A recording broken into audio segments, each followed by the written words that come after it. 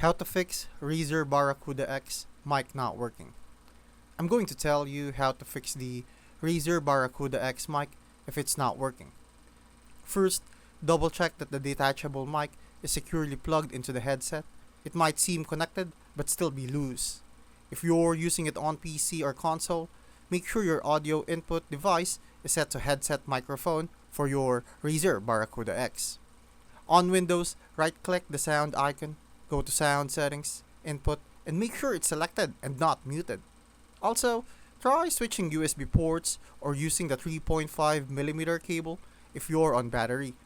A common fix is updating the headset firmware via Razer Synapse. Sometimes mic issues are just software bugs. If that doesn't work, test the mic on another device to rule out hardware failure. Make sure no physical mute switch is on, and check if the mic itself is bent or damaged.